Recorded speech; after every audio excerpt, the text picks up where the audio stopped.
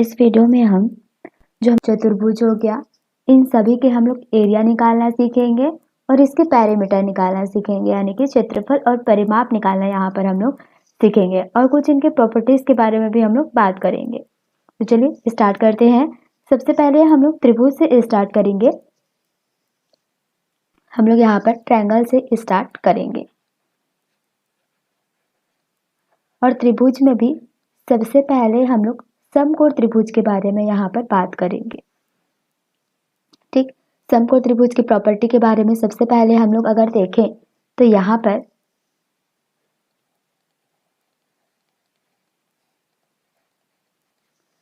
समकोण त्रिभुज की क्या प्रॉपर्टी होती है, कोई त्रिभुज समकोण त्रिभुज है, ये हम लोग कैसे पहचानते हैं।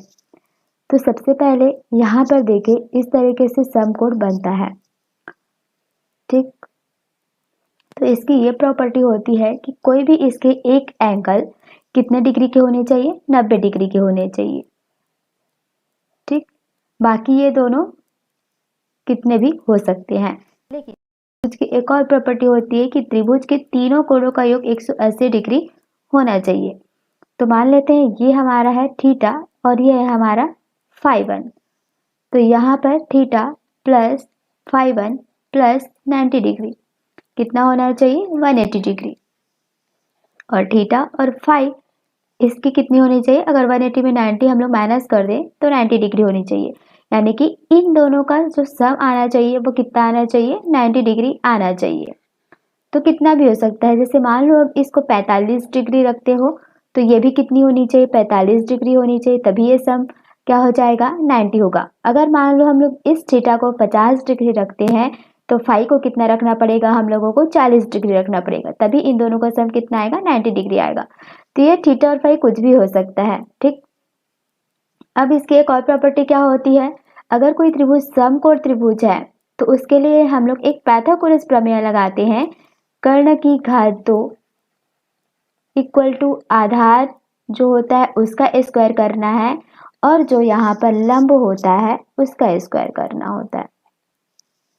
अब कर्ण कौन सा होता है, कर्ण जो सबसे बड़ी साइज होती है वो क्या होती है, कर्ण होती है।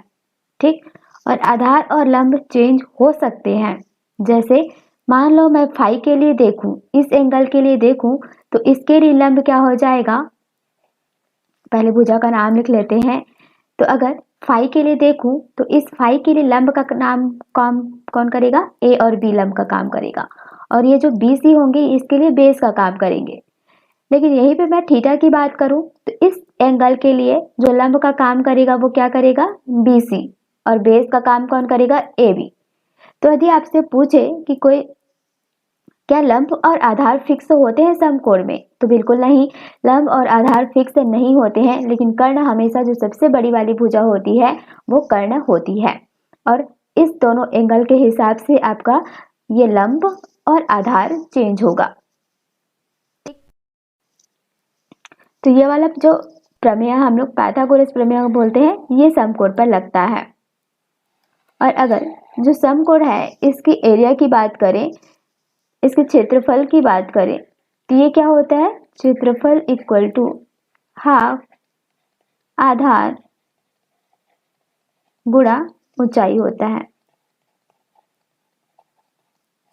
इसमें आपको आधार और ऊंचाई दे दिया होगा तो आप क्षेत्रफल निकाल सकते हैं। जैसे आधार का काम कौन करेगा, बी सी आधार का काम करेगा अगर फाई एंगल के लेते हैं तो, और ए भी इसके लिए क्या काम करेगा, ऊंचाई का काम करेगा, हाइट का काम करेगा। तो इस तरीके से हम क्षेत्रफल भी निकाल सकते हैं। तो क्षेत्रफल की भी बात हो गई। अब हम लोग देखते हैं यहाँ पर इसकी बात करें अगर समकोण की, तो देखिए समकोण त्रिभुज में अगर हम यहाँ पर बनाते हैं एक समकोण त्रिभुज, और मैं बात करूं ए बी और सी, मैं बी से एक लंब यहाँ पर डाल दूं कर्ण पर, और इस बिंदु को हम लोग नाम दे देंगे डी। अभी देखिए डायग्राम प्रॉपर नहीं बना है इसलिए आपको पता नहीं चलेगा, लेकिन जब भी आप बी से डी पर लंब डालेंगे और ये एक समकोण त्रिभुज होगा तो ये क्या करेगा, AD, DC और BD इक्वल करेगा। कौन कौन सा इक्वल होगा? AD DC equal to BD। तो आपको इस लंब की लंबाई ज्ञात करने के लिए बोलेगा। तो आपको जैसे मान लीजिए AC की वैल्यू आपको दी हुई है 10, तो ये क्या करेगा, जो D वाला बिंदु है इस AC को हाफ डिवाइड करेगा, यानी कि इक्वल पार्ट में डिवाइड करेगा। तो ये क्या हो जाएगा, 5 और 5, और ये भी इक्वल होनी चाहिए, तो BD की लंबाई भी इक्वल आ जाएगी। तो इस तरीके से इसको सॉल्व करना है। आई होप कि जितना प्रॉपर्टी मैंने सम कोड के बारे में बताया हुआ है उतना आपको समझ में आ गया। ठीक, अब यहाँ तो बात आ गई, हम लोग पाइथागोरस प्रमेय हमने देख लिया, क्षेत्रफल के बारे में देख लिया। अब हमारी बात आती है परिमाप के बारे में। यहाँ पर लिख लेते हैं, परिमाप कैसे निकालेंगे, तो पेरीमीटर कैसे निकाला जाता है, किसी भी ये सभी एंगल, ये सभी भी जितनी भी आकृति हम लोग देखेंगे उन सभी के लिए काम आएगा। तो जब भी हम लोग किसी भी आकृति का परिमाप निकालते हैं तो उसके जितनी भी भुजा होती है उन सारी भुजाओं का योग कर देते हैं। जैसे इस समकोण में हम लोग देखें तो इनकी भुजा कौन कौन सी है, AB एक भुजा है, BC एक भुजा है और CA एक भुजा है, यानी कि इन तीनों का हम लोग सम कर लेंगे तो हमको क्या मिल जाएगा, परिमाप मिल जाएगा। तो देखिए सारी प्रॉपर्टी हमने देख लिया। ठीक, आप लोग इसको एक कॉपी में नोट करते जाइए, अपने हिसाब से लिखिए। सबसे पहले समकोण का ये बना लीजिए, इस एंगल के बारे में समझ लीजिए। एंगल के बाद आपको कर्ण, आधार, लंब कौन कौन सा होता है ये मैंने आपको समझा दिया है। फिर क्षेत्रफल हमने देखा, कैसे क्षेत्रफल निकालना है अगर हमारे पास समकोण त्रिभुज होगा तो। उसके बाद BD एक लंब डाला जाता है, किस पर, कर्ण पर, तो इसकी लंबाई कैसी होती है वो मैंने आपको बता दिया। इसके बाद हमने परिमाप देख लिया कि परिमाप कैसे निकाला जाता है। तो सारी पॉइंट यहाँ पर हम लोग समकोण त्रिभुज के बारे में समझ लिया है। अब इसके एक क्वेश्चन हम लोग कर लेते हैं कि कैसे हम लोग यहाँ पर इसको सॉल्व करने वाले हैं। जैसे मैंने आपको एक क्वेश्चन दिया हुआ है, एक समकोण त्रिभुज है आपके पास और इस समकोण त्रिभुज की आपको क्या निकालनी है, हाइट निकालनी है। और आपको यहाँ पर दिया हुआ है ABC, आपको कर्ण दे दिया हुआ है कि 13 मीटर है, आपको आधार दी हुई है 12 मीटर है और ये समकोण है तो ये तो 90 डिग्री होगा ही। अब इसमें आपको निकालना है H यानी कि ऊंचाई, क्षेत्रफल और परिमाप, ये तीनों ही हमें यहाँ पर निकालना है। और साथ ही साथ यहाँ पर मुझे अगर मैं B से एक लंब डाल दूं, किस पर, AC पर, तो उस लंब की ऊंचाई भी आप लोगों को ज्ञात करना है, यानी कि BD भी आपको ज्ञात करना है। तो इससे हमें फॉर्मूला भी रिवाइज हो जाएगा और कैसे फाइंड करना है ये भी पता चल जाएगा, है ना। तो जैसे यहाँ पर क्वेश्चन दिया हुआ है, इसमें हम लोगों को पाइथागोरस प्रमेय लगा सकते हैं। ठीक, क्योंकि क्या होता है फॉर्मूला, कर्ण की घात 2 लंब की घात 2 प्लस आधार की घात 2। हमें दो चीज दी हुई है तो तीसरी चीज हम लोग निकाल लेंगे। कर्ण कितना दिया हुआ है, 13 दिया हुआ है, तो 13 का स्क्वायर कर लेंगे। जब कुछ भी नहीं दिया हुआ होता है तो इसी को बेस मानेंगे और इसको क्या मानेंगे, लंब मानेंगे। तो अभी हमारे पास लंब कितना हुआ है हमें पता नहीं है, तो h का स्क्वायर कर लेंगे क्योंकि वो h दिया हुआ है, और आधार किसको मानेंगे, 12 मीटर को, तो 12 का स्क्वायर कर लेंगे। 13 का स्क्वायर कितना होता है, 169। अब देखिए स्क्वायर आपको याद रहना चाहिए ताकि आप क्वेश्चन को बहुत जल्दी से सॉल्व कर सको। 12 के स्क्वायर की बात करें तो वो कितनी होती है, 144 होती है। अब 169 में 144 को हम लोग माइनस कर लेंगे तो कितना आएगा, डायरेक्ट माइनस करना सीखिए। 9 में 4 गया तो 6 में 4 गया तो 2, और ये हो जाएगा h स्क्वायर, यानी कि हमारी जो हाइट आ जाएगी वो क्या हो जाएगी, √25। तो आंसर क्या हो जाएगा, 5 मीटर, क्योंकि ये सभी मीटर में है। तो हमारी हाइट निकल गई, हाइट कितना निकल गई, यहाँ पर निकल गई 5 मीटर। अब हमको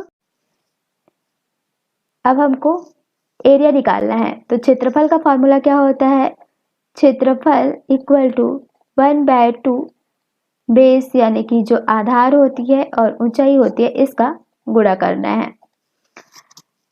तो यहाँ पर देखिए क्षेत्रफल क्या आ जाएगा, हमें आधार पता है कितना 12 मीटर दी हुई है और ऊंचाई हमने कितना निकाला है 5 मीटर निकाला हुआ है। तो यहाँ पर इसको हम लोग सॉल्व कर लेंगे। तो क्षेत्रफल कितना आ जाएगा, क्षेत्रफल 30 मीटर का स्क्वायर आ जाएगा, क्योंकि क्षेत्रफल हमेशा वर्ग में आता है। तो ये क्या हो जाएगा, इतना आ गया। अब हम परिमाप की बात करें तो परिमाप में मैंने आपको क्या बताया था कि जितने भी भुजाएं होती है उनको आपस में जोड़ देना है। तो हमारी जो ऊंचाई थी वो कितनी आई हुई थी, 5 थी, तो वो लंब का काम करेगा। आधार कितना है 12 और करना है यहाँ पर कितना है 13। 12 5 17 और 13 कितना हो जाएगा 30 मीटर। यहाँ पर परिमाप हमको मिल गया। अब हमें निकालना है बीडी। तो इस बीडी के लिए मैंने आपको प्रॉपर्टी बताया था कि जो यहाँ पर डी होता है वो ए सी को बराबर डिवाइड करता है। तो यानी कि 13 को आप बराबर बराबर यहाँ पर डिवाइड कर लेंगे तो कितना आएगा 6.5 आएगा, 6.5 आएगा। तो बी डी की जो लंबाई होती है वो भी बराबर होती है, यानी A D equal to C D equal to B D होता है। तो ये तीनों कितना आ जाएगा 6.5 मीटर, यानी कि ये 6.5 है, ये 6.5 है, तो ये भी 6.5 होगा। तो इस तरीके से देखिए सॉल्व करना है आपको, कोई भी जो क्वेश्चन दिया रहेगा उसको। तो सारी बातें हमने यहाँ पर समझ लिया है। अब आगे हम लोग बढ़ते हैं दूसरे त्रिभुज के लिए। तो अब हम देखेंगे समबाहु त्रिभुज के बारे में। समबाहु त्रिभुज के बारे में सारी बातें हम लोग यहाँ पर फिर से समझेंगे, जैसे कि हमने समकोण त्रिभुज के बारे में समझा हुआ है। तो यहाँ पर समबाहु त्रिभुज की बात करें तो इसकी एक प्रॉपर्टी क्या होती है, इसको इक्विलैटरल ट्रायंगल भी बोला जाता है। यहाँ पे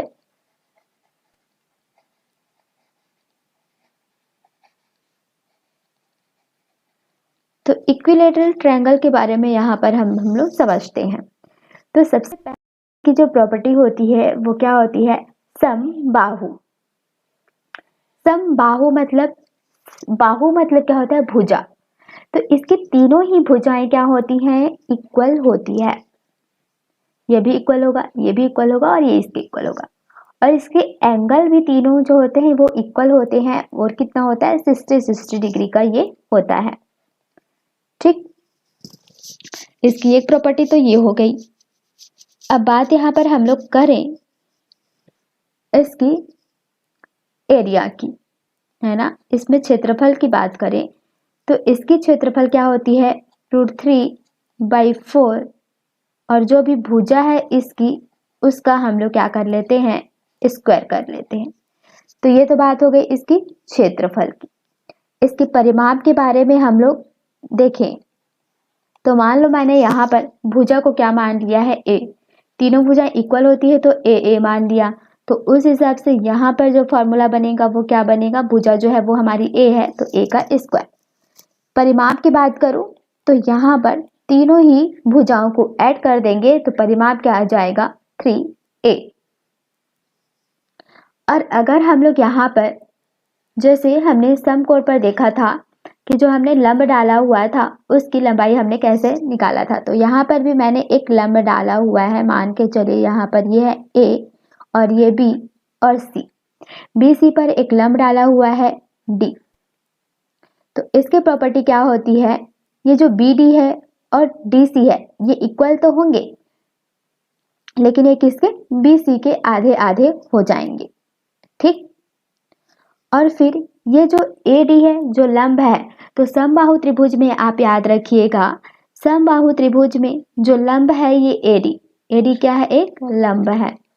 तो ये लंब और माध्यिका दोनों एक ही होते हैं। तो एक नोट बनाकर यहाँ पर आप लोग लिख लेंगे कि समबाहु त्रिभुज में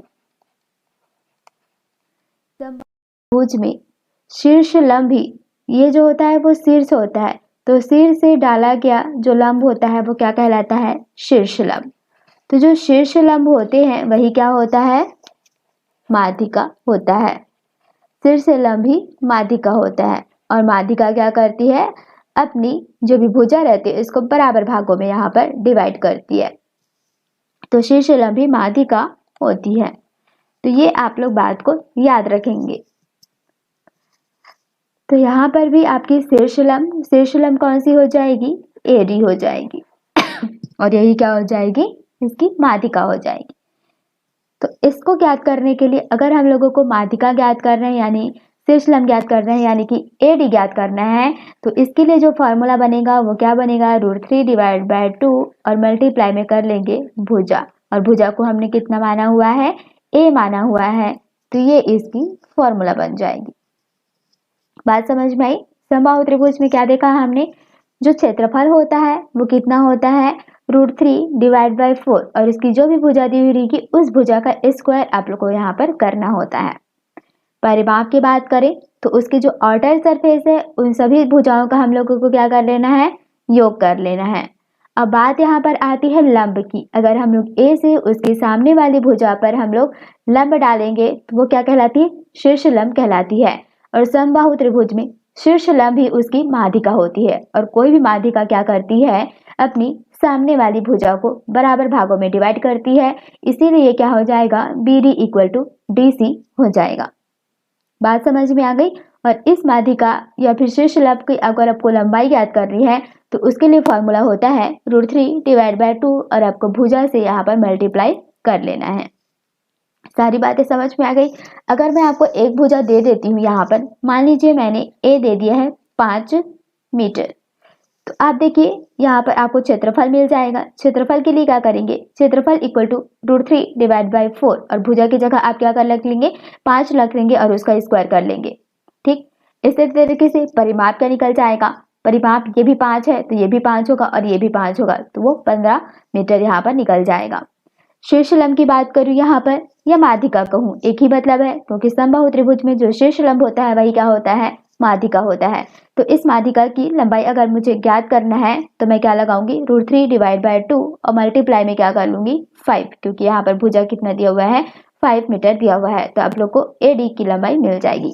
तो इस तरीके से क्वेश्चन आपको यहाँ पर सॉल्व करना है। तो हमने दोनों देख लिया, कौन कौन से, समकोण त्रिभुज के बारे में समझा, समबाहु त्रिभुज के बारे में समझा। अब आगे बढ़ते हैं। आगे हम लोग देखेंगे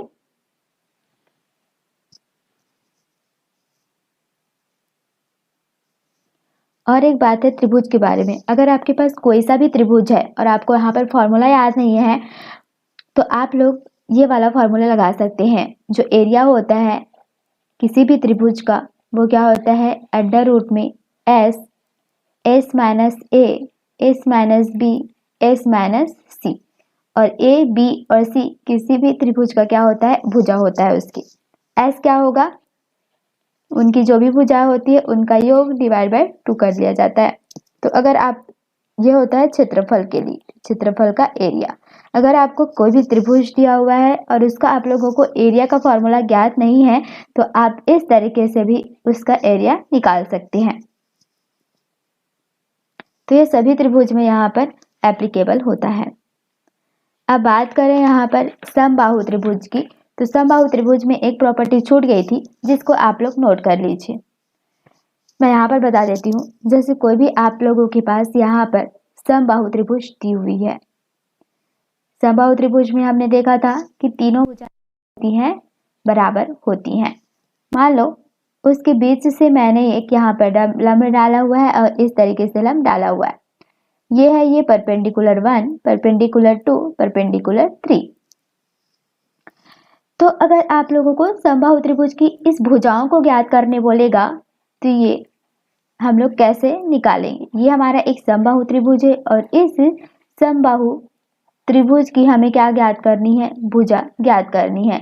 और आप लोगों को जो यहाँ पर लंब दिया हुआ है ये आप लोगों को दे दिया हुआ है। तो इसको आप लोग भुजा को कैसे निकालेंगे, 2 डिवाइड बाय 3 और P1 की वैल्यू कुछ भी यहाँ पर दे सकती है, P2 की वैल्यू भी कुछ भी दी हुई हो सकती है और P3 की वैल्यू दी रहती है। तो यहाँ पर जो भुजा है उसको आप लोग इस वाला जो फॉर्मूला है इसको लगाकर निकाल सकते हैं। मान लीजिए मैंने आपको P1 दिया हुआ है 2, P2 दिया हुआ है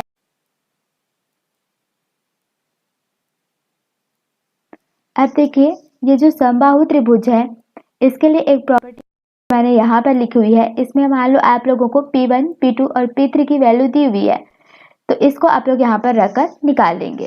ठीक, बात समझ में आ गई? तो इसको आप समबाहु त्रिभुज की जो प्रॉपर्टी अब जहाँ पर लिखे हैं वहां पर इसको ऐड कर लीजिए। ठीक है, और मैंने आपको एक फॉर्मूला बताया हुआ था एरिया के बारे में, जैसे ये वाला। तो जो विषम बाहु त्रिभुज है उसमें भी आप लोग इस एरिया का फॉर्मूला को लगा सकते हैं। जैसे आप लोगों के पास एक त्रिभुज दिया हुआ है जिसकी तीनों भुजाएं अलग अलग है, तो इसको हम लोग क्या बोलते हैं? विषम बाहु त्रिभुज कहते हैं। विषम बाहु त्रिभुज में आपको मान लीजिए ये 5 सेंटीमीटर दिया हुआ है, 4 सेंटीमीटर दिया हुआ है और ये 6 सेंटीमीटर दिया हुआ है। तो इसमें आप सबसे पहले एस निकाल लेंगे। एस निकालने के लिए आप क्या करेंगे? 6 + 4 5 + 5 / 2 कर देंगे। जो भी वैल्यू आपको यहाँ पर आएगी उसमें आप लोग यहाँ पर s को रख लीजिएगा और s - a करिएगा, यानी कि 7.5 - 5 करिएगा, 7.5 - 4 और 7.5 - 6 और फिर इसको सॉल्व कर लीजिएगा तो आपको एरिया मिल जाएगा यहाँ। तो ये विषमबाहु त्रिभुज में भी काम आ जाएगा। अब आगे बढ़े हम लोग। तो सारे त्रिभुज हमने यहाँ पर देख लिया है। अब हम लोग यहाँ पर आयत के बारे में बात करेंगे। आयत के बारे में बात करेंगे, जितनी भी बातें हैं यहाँ पर उसको हम लोग देखेंगे। रेक्टेंगल, तो देखिए आयत की प्रॉपर्टी क्या होती है? इसकी जो आमने सामने की भुजाएं होती है वो बराबर होती है। ठीक, मान लो ये बराबर है तो ये भी बराबर होगा, ये बराबर है तो इसके सामने वाली भुजा बराबर होगी, यानी कि ये 5 मीटर है तो ये भी 5 मीटर की होंगी, और ये अगर 4 मीटर की है तो इसके सामने वाली भुजा भी 4 मीटर की होगी। तो सबसे पहले इसके परिमाप की बात करूं मैं, तो इसके परिमाप जो है वो क्या हो जाएगा? मान लीजिए ये ए है तो ये भी क्या है? ए है। ये बी है तो ये भी क्या है? बी है। अब इसकी चारों भुजाओं को हम लोगों को ऐड करना है, तो यहां से काउंट करते हैं। ये ले लेंगे हम लोग ए, फिर ले लेंगे बी, फिर लेंगे ए और फिर ले लेंगे बी। तो ये क्या हो गया? 2a + b। तो यहाँ पर आपको परिमाप मिल जाएगा। इसकी एरिया की बात करें, क्षेत्रफल की बात करें, तो क्षेत्रफल क्या हो जाएगा? लंबाई गुणी चौड़ाई हो जाएगा। लंबाई कौन सी होती है? ये इसकी क्या होती है? लंबाई होती है, और ये जो होती है ये इसकी क्या हो जाती है? चौड़ाई होती है। तो आप लोग यहाँ पर क्षेत्रफल इस तरीके से निकाल सकते हैं। तो हमने कौन कौन सा देख लिया? हमने आयत का परिमाप देखा और आयत का क्षेत्रफल देखा। अब यहाँ पर देखिए ये दो बातें हैं। अब इसकी कर्ण होती है, ये जो कर्ण होगी इसको आप लोग कैसे निकालेंगे? ये हो जाएगी इसकी कर्ण। तो जो कर्ण होती है इसको आप लोग कैसे निकालिएगा? तो ये भी एक आपकी क्या बन रही है? समकोण त्रिभुज बन रही है, क्योंकि जो आयत होती है ये 90 डिग्री का होती, ये 90 डिग्री का होता है, ये भी 90 का होता है और ये भी 90 डिग्री का होता है। तो कोई भी जो यहाँ पर चतुर्भुज की बात करते हैं वो, तो उसके सारे जो एंगल होते हैं उनका सम क्या होता है? 360 डिग्री, 360 डिग्री का होता है। तो इस तरीके से जो आयत रहती है उसका प्रत्येक कोण कितना होता है? 90 डिग्री का होता है। मान लो मैं यहाँ पर एक लाइन खींच देती हूँ, तो एक भुजा जो है वो कितनी है? यहाँ पर 90 डिग्री है, तो यहाँ पर भी एक भुजा 90 डिग्री है, तो एक दो समकोण त्रिभुज यहाँ पर बन जाएंगे, क्योंकि समकोण त्रिभुज का एक प्रॉपर्टी होता है कि उसका एक एंगल जो है वो 90 डिग्री का होना चाहिए। तो यहाँ पर भी पाइथागोरस प्रमेय लग जाता है। अगर कर्ण निकालना हो तो कर्ण की घात 2, लंब की घात 2 और आधार की घात 2। तो यहाँ पर जो कर्ण है वो निकल जाएगा। अब इसी की क्वेश्चन की बात करें तो इसमें क्या दिया हुआ है? आधार दिया हुआ है आपको 5 और लंब दिया हुआ है 4। तो इस तरीके से आप कर्ण निकाल सकते हैं यहाँ पर। ठीक, अब देखिए आयत के बारे में सारी बातें हो गई। अब हम लोग अगर देखें, अब यहाँ पर मैं बात करूं, यहाँ पर बात करेंगे स्क्वायर की, वर्ग की। तो वर्ग और आयत जो होता है उसकी ऑलमोस्ट सेम प्रॉपर्टी होती है, लेकिन इसमें जो एक ही चीज़ चेंज हो जाता है वो क्या हो जाता है, जो वर्ग होती है इसकी चारों ही भुजाएं क्या हो जाती है, समान हो जाती है। मान लीजिए ये 4 है तो ये भी 4 होगा, ये भी 4 होगा और ये भी 4 होगा। बाकी इसका क्षेत्रफल भी वही निकालना है, लंबाई गुणा चौड़ाई। परिमाप क्या हो जाएगा, चारों का सम हो जाएगा। यानी कि मान लो मैं इसको a मानती हूँ तो ये भी मेरा a हो जाएगा, ये भी मेरा a होगा और ये भी a होगा। तो यहाँ पर मान लो a इंटू ए करोगे तो क्या हो जाएगा, a का स्क्वायर हो जाएगा, इसलिए हम लोग वर्ग में डायरेक्ट निकाल लेते हैं। परिमाप क्या हो जाएगा, चारों भुजाओं का योग हो जाएगा। तो चारों को बार बार आप 4 बार जोड़ेंगे तो क्या हो जाएगा, 4a। इसी तरीके से और क्या निकालते हैं हम लोग, कर्ण निकालते हैं। तो इस कर्ण की बात करूं तो यहाँ पर देखिए जो वर्ग होता है इसके भी जो चारों एंगल होते हैं वो समान होते हैं, यानी कि ये भी 90 डिग्री, ये भी और ये भी। तो इसकी भी प्रॉपर्टी सेम हो गई। तो कर्ण समकोण बनेगा तो कर्ण का स्क्वायर a का स्क्वायर प्लस a का, क्योंकि यहाँ पर देखिए ये जो लंब है और आधार है वो क्या है, बराबर है, a है। तो कर्ण की स्क्वायर की बात करूं मैं यहाँ पर तो 2a स्क्वायर, तो कितना हो जाएगा, यहाँ ये स्क्वायर को अगर हम लोग डाल देंगे तो इधर क्या हो जाएगा, रूट लग जाएगा, 2a स्क्वायर यानी कि a√2। तो इसलिए हम लोग डायरेक्ट याद कर लेते हैं जो कर्ण होता है वो क्या होता है, a√2 होता है। अब बात यहाँ पर मैं आपसे एक क्वेश्चन पूछूं, क्वेश्चन है आपके लिए, क्या एक वर्ग को हम आयत कह सकते हैं? क्वेश्चन है आप लोगों के लिए, क्या कोई हमारे पास एक वर्ग है उसको हम आयत कह सकते हैं या नहीं?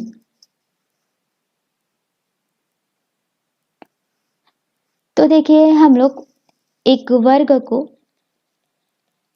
हम आयत कह सकते हैं, कैसे? तो हमने ये बिल्कुल सही बात है। तो हमने आयत के लिए देखा था कि आमने सामने की भुजाएं बराबर होती है। तो मान लीजिए मैं आपके पास एक वर्ग, यहाँ पर एक आयत बना लेती हूँ। तो ये अगर ए होगा तो ये भी ए होगा, ये भी होगा तो ये भी होगा। और मान लो मैं आपके पास एक यहाँ पर वर्ग बना लेती हूँ, ये मेरा ए है तो ये है, ये है। अब देखिए मैं यहाँ पर इसको 4 सेंटीमीटर लिया मैंने, इसको 4 सेंटीमीटर लिया। बी मेरे पास 5 है और बी मेरे पास 5 है, लेकिन मैं इसको बराबर भी तो ले सकती हूँ, है ना, क्योंकि आयत है, आयत में मैं कुछ भी ले सकती हूँ। तो वो क्या बन जाएगा, एक वर्ग बन जाएगा। अगर मैं इस बी को भी 4 सेंटीमीटर ले लूँ तो ये मेरा क्या बन जाएगा, एक आयत बन जाएगा। तो बिल्कुल सही बात है, वर्ग को हम लोग एक आयत कह सकते हैं।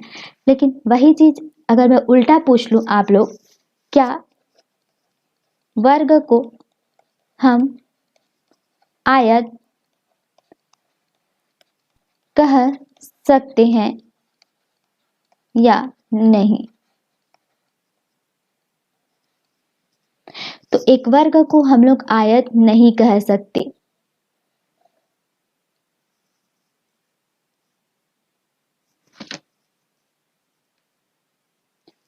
सॉरी, यहाँ पर देखिए सेम क्वेश्चन हो गया। मैं ये पूछ रही हूं कि क्या आयत को एक वर्ग कह सकते हैं या नहीं? क्योंकि हमने वर्ग का तो देख लिया है ना, यहाँ पर इसका मैंने आपको प्रूफ बता दिया है कि क्या एक वर्ग को हम आयत कह सकते हैं या नहीं। तो वर्ग को हम आयत कह सकते हैं, क्योंकि यहाँ पर क्या होता है, जो आयत होता है उसमें आमने सामने की भुजाएं क्या होती हैं, बराबर होती हैं। एक वर्ग में देखें तो उसमें भी आमने सामने की भुजाएं बराबर होती है, क्योंकि चारों भुजा तो बराबर है ही, तो आमने सामने की भुजा भी बराबर तो होगी ही। इसीलिए हम एक वर्ग को आयत कह सकते हैं। लेकिन क्या एक आयत को हम लोग वर्ग कह सकते हैं? तो उसके लिए हम लोग यहाँ पर देखते हैं, मान लीजिए मेरे पास एक वर्ग है, ये 4 सेंटीमीटर, ये 4 है, ये क्या है, 2 है और ये 2 है। तो ये तो बन गया आयत। लेकिन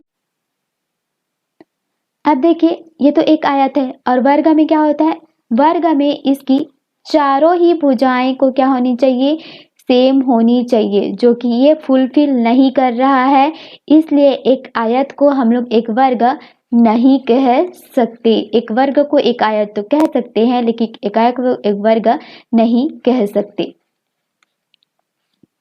ठीक, इस बात को आप लोगों ने समझ लिया होगा, तो आप लोग भी इस तरीके से डायग्राम बना के एक बार में सोच लीजिएगा, प्रैक्टिस कर लीजिएगा ताकि आपको याद रह जाए।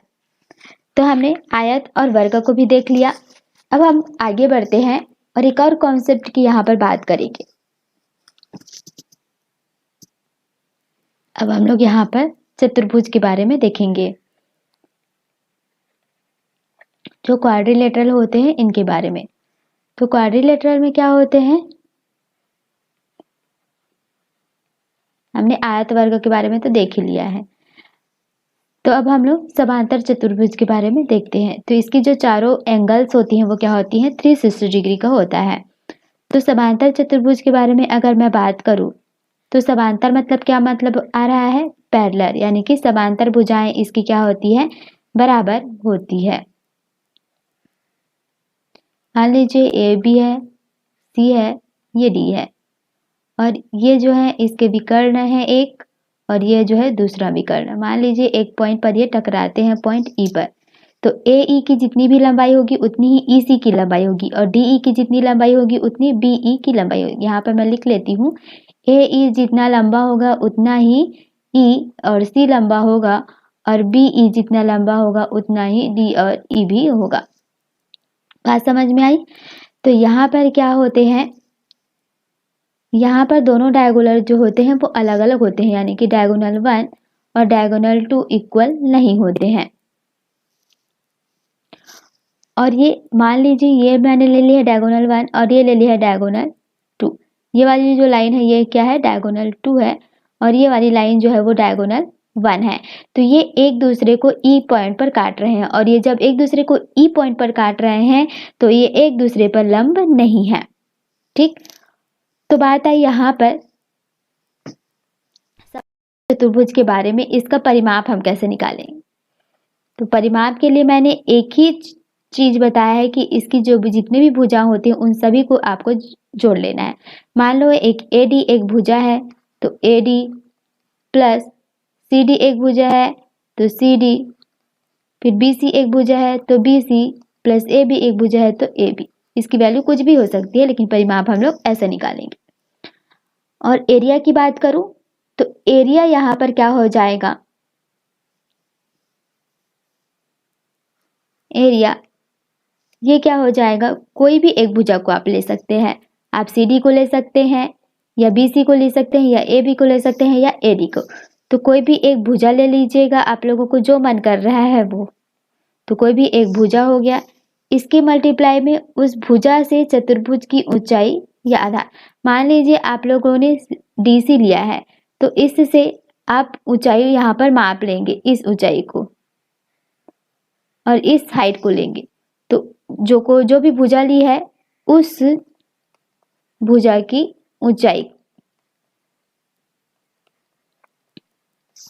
और इसके मल्टीप्लाई में क्या कर लेना है,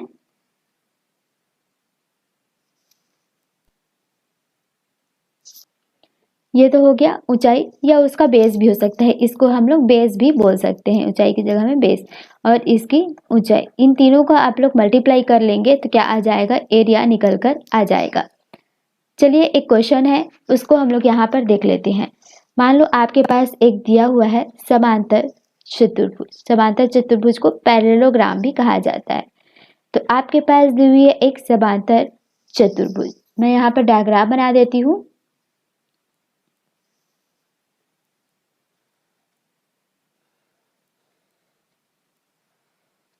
ये हो गया ABCD, एक समांतर चतुर्भुज आपको दिया हुआ है। तो बोल रहा है कि त्रिभुज ABC के क्षेत्रफल और त्रिभुज BCD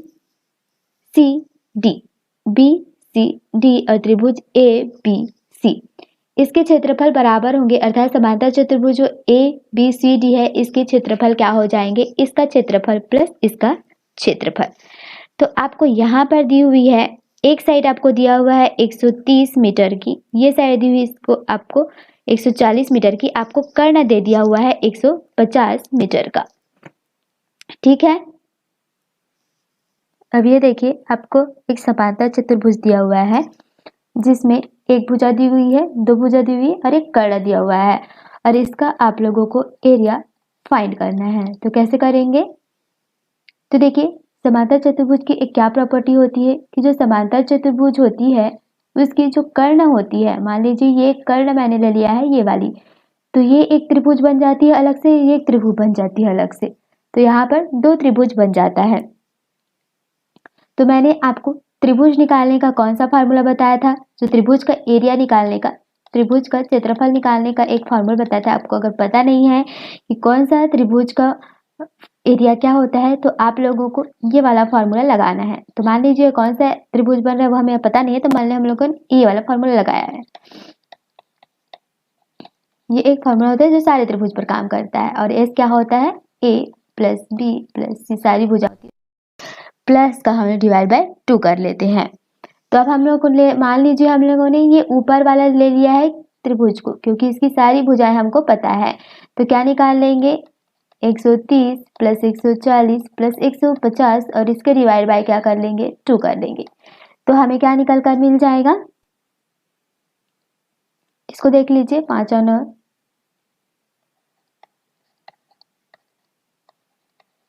160 मिल गया। अब यहाँ पर इसको रख लीजिए।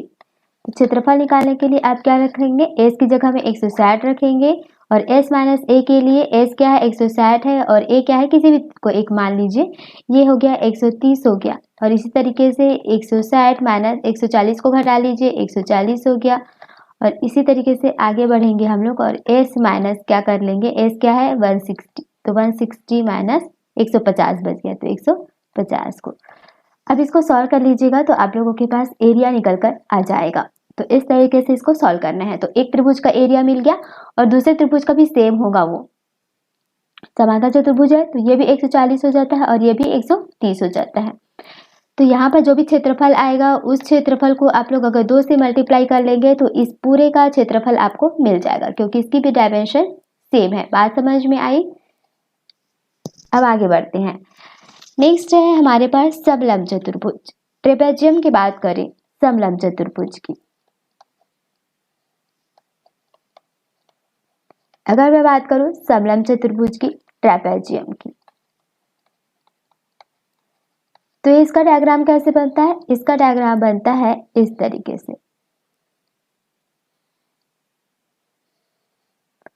मान लीजिए ये ए है और ये बी है, ये इसकी ऊंचाई हो गई, ये दोनों इसकी ऊंचाई है। ए है, ये बी है, ये सी है और ये डी है। मान लीजिए ये हाइट है ए एफ और ये है ई। तो इसकी एरिया निकालने के लिए हम क्या करते हैं? इसकी एरिया निकालने के लिए आमने सामने की भुजाओं का योग। ठीक, तो आमने सामने की भुजा, एक भुजा कौन सी है? एडी है, और इसके सामने की भुजा कौन सी हो गई? बीसी।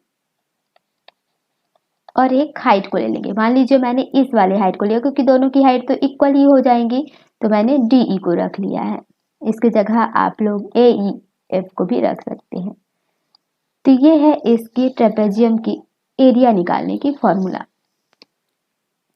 ठीक है, आगे बढ़े, वैल्यू रख के आप लोग निकाल सकते हैं। ठीक, आगे देखते हैं। यहाँ पर हम लोग सर्कल की बात करते हैं। एक सर्कल की, वृत्त के बारे में देखेंगे।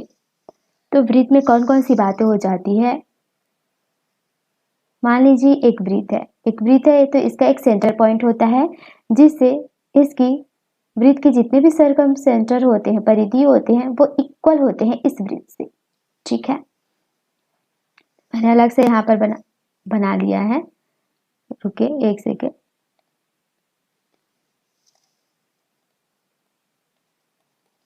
मान लीजिए एक वृत्त है, तो वृत्त की जो परिधि होती है ये होती है, उसकी जो आउटर पोर्शन होती है सर्कम सेंटर, वही इसकी क्या होती है? परिधि होती है। तो वृत्त की परिधि कितनी होती है? 2 पाई और r। मान लीजिए ये सेंटर है, तो सेंटर से आधी दूरी इसकी जो सर्कमसेंटर है वो क्या होती है, त्रिज्या होती है। और पूरी बात करूं तो ये यहाँ से यहाँ तक और यहाँ से यहाँ तक ये क्या हो जाता है, व्यास होता है। तो त्रिज्या क्या होता है, जो त्रिज्या होता है वो व्यास का क्या होता है, आधा हो गया, क्योंकि आधी दूरी है व्यास की, क्योंकि सेंटर तो बीच में ही होता है, तो व्यास का आधा क्या हो जाता है, त्रिज्या होता है।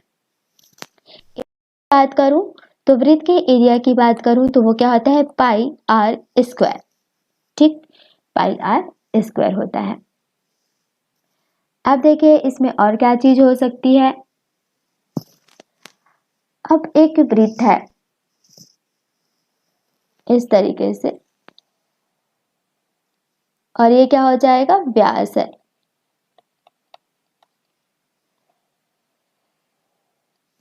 मान लीजिए मैंने यहाँ पर सेंटर से ना ले जाकर ऐसे ही एक लाइन खींच दिया है, तो क्या हो गई, एक लाइन है, एक जीवा है, इसको एक कॉर्ड बोला जाता है, एक जीवा कहा जाता है। तो मैं ऐसे ही वृत्त में बहुत सारे खींच सकती हूँ।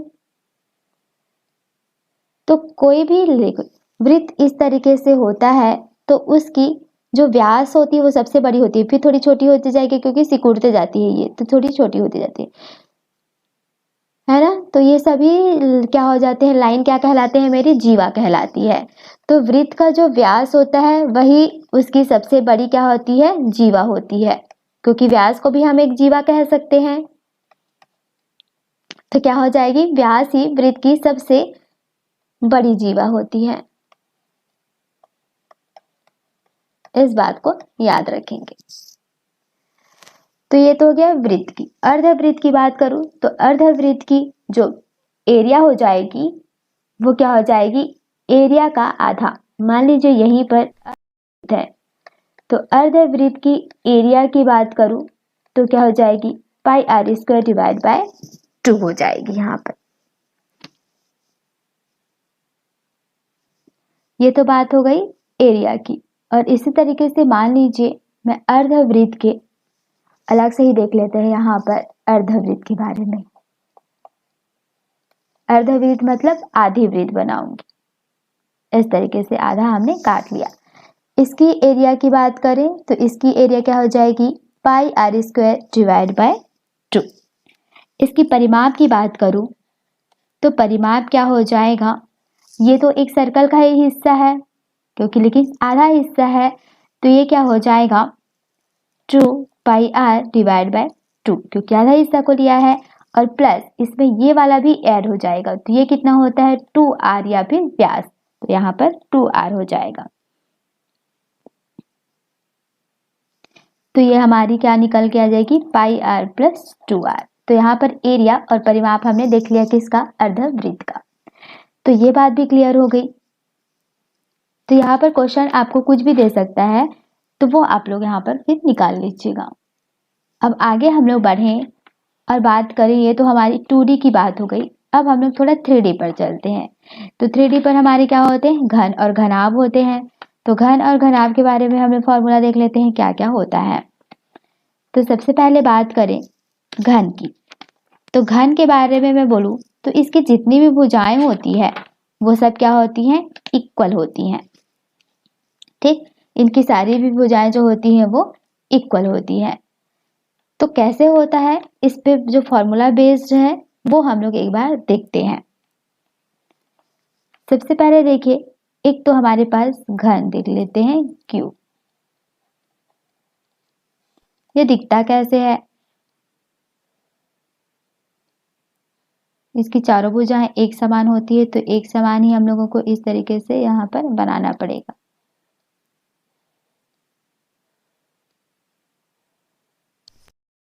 तो ये क्या है, एक घन है, ये भी ये होता है, ये भी समान होता है ये, ठीक। और ये 3D में है इस तरीके से। अब इस मैं घन की बात करूं तो इस घन में हम लोगों को आयतन निकालना हो, वॉल्यूम निकालना हो, तो ये सेम फॉर्मूला होता है, लंबाई गुणा चौड़ाई गुणा ऊंचाई। तो ये देखिए, ये इसकी क्या हो जाएगी, लंबाई हो जाएगी, ये इसकी चौड़ाई हो जाएगी और ये इसकी क्या हो जाएगी, ऊंचाई हो जाएगी। तो सारा ए है, तो ए का क्यूब। आयतन क्या आता है, ए का क्यूब आता है। किसमें, घन में, एक क्यूब में। अब इसके पृष्ठ क्षेत्रफल की बात करूं तो पृष्ठ क्षेत्रफल क्या होता है, 2 लंबाई गुणा चौड़ाई प्लस चौड़ाई गुणा ऊंचाई और प्लस ऊंचाई गुणा लंबाई। तो हमारी लंबाई चौड़ाई और ऊंचाई सेम है, तो यहां पर हम लोग लिख लेंगे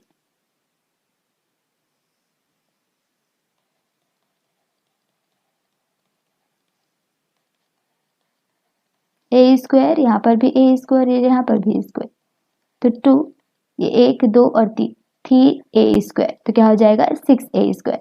तो जो घन होता है इसकी पृष्ठ क्षेत्रफल डायरेक्ट हम लोग याद रख सकते हैं, 6 का स्क्वायर होता है। ये तो पृष्ठ क्षेत्रफल और आयतन हमने देख लिया। अब इसके विकर्ण डायगोनल की बात करें तो डायगोनल क्या होता है, डायगोनल जो होता है वो होता है लंबाई का स्क्वायर प्लस चौड़ाई का स्क्वायर और ऊंचाई का स्क्वायर। लेकिन हमारी लंबाई चौड़ाई और ऊंचाई सेम ही है, तो हम लोग ए रख लेते हैं यहाँ पर। तो ए तो रूट से बाहर आ जाएगा, लेकिन रूट 3 रह जाएगा। तो इसीलिए जो घन का विकर्ण होता है उसके लिए हम लोग जो फॉर्मूला याद करते हैं वो करते हैं a√3। तो चारों चीजें हो गई, घन का आयतन देख लिया, पृष्ठ क्षेत्रफल देख लिया और विकर्ण। अब हम चलते हैं घनाभ पर, क्यूबॉइड पर। क्यूबॉइड की बात करें, घनाभ की बात करें तो सेम होता है इसमें भी, लेकिन इसमें जो होता है भुजाएं समान नहीं होती। ठीक है, इस तरीके से हो सकता है। घन में सारी भुजाएं समान होती है, लेकिन घनाभ में जरूरी नहीं है कि सारी भुजाएं आपकी क्या हो जाएंगी, समान हो जाएंगी। तो इसके लिए आयतन की बात करें तो आयतन इसके लिए सेम फॉर्मूला होता है, लंबाई होगा गुणा चौड़ाई और गुणा ऊंचाई। इसी तरीके से बात करें क्षेत्रफल की, क्षेत्रफल क्या हो जाएगा, इसके लिए पृष्ठ क्षेत्रफल आता है। तो पृष्ठ क्षेत्रफल क्या हो जाएगा, 2 लंबाई गुणा चौड़ाई प्लस चौड़ाई गुणा ऊंचाई प्लस ऊंचाई गुणा लंबाई। ये हो गया। अब बच गया क्या, विकर्ण। तो घनाभ का विकर्ण क्या हो जाएगा, सेम फॉर्मूला है इसका भी, अंडर रूट में लंबाई का स्क्वायर करेंगे प्लस चौड़ाई का स्क्वायर करेंगे प्लस ऊंचाई का स्क्वायर करेंगे। तो इन सारी चीजों को याद रखिएगा। सारा फॉर्मूला मैंने एक साथ बता दिया आपको, ओवरऑल रिवाइज हो गया होगा। तो इनको आप एक जगह पर लिख लीजिए और रिवाइज कर लीजिए। जब भी कोई एग्जाम देने जाते हैं एक बार ऊपर ऊपर देख लीजिएगा, फॉर्मूला बेस्ड ही क्वेश्चन यहाँ पर रहते हैं। बाकी कुछ क्वेश्चन प्रैक्टिस हम लोग बाद में करेंगे और कुछ जो बच गए हैं उसको फिर से हम लोग देखेंगे। ठीक,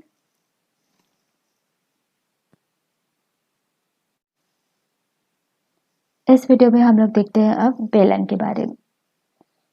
तो जो बेलन होती है इसकी सारी भी चीजों को हम लोग यहाँ पर निकालना सीखेंगे।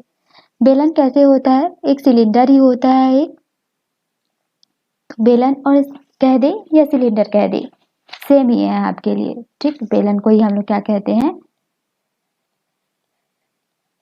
सिलेंडर कहते हैं। सबके घरों में गैस सिलेंडर होगा, बिल्कुल बस वही बेलन है। रोटी बनाने का बेलन होता है, सिलेंडर होता है, सेम ही है। तो इस बेलन की जो मैं यहाँ पर आकृति अगर बना लूं तो इस तरीके से होता है। ये नीचे इसका एक वक्र होता है और इस वक्र का ये क्या होता है, एक त्रिज्या है। तो यहाँ पर इस बेलन की अगर आपको आयतन निकालने को कहा जाए तो इसका क्या होता है, आधार का क्षेत्रफल गुणा ऊंचाई। इसका आधार क्या है, एक वक्र है। वक्र कैसा होता है, गोला होता है, और गोले का हमने क्षेत्रफल क्या निकाला था, पाई आर का स्क्वायर, और इसकी ये क्या हो जाएगी, हाइट हो जाएगी इंटू ऊंचाई। तो आयतन क्या निकल के आ गया, पाई आर स्क्वायर एच। अब यहाँ पर देखें, अगर हम लोग बेलन का वक्र पृष्ठ क्या होता है, बेलन का वक्र पृष्ठ, तो जो बेलन का वक्र पृष्ठ होता है यानी कि ये, तो ये क्या हो जाएगा, आधार का परिमाप इंटू ऊंचाई। तो वक्र पृष्ठ निकालने के लिए क्या करते हैं, आधार का करते हैं और उसको ऊंचाई से मल्टीप्लाई करते हैं। आधार क्या है, आधार एक वृत्त है सिलेंडर का, और वृत्त का जो परिमाप होता है वो क्या होता है, 2 पाई आर, और इसमें हम लोगों को h को मल्टीप्लाई करना है। तो 2 पाई आर एच क्या हो जाएगा, इसका वक्र पृष्ठ हो जाएगा।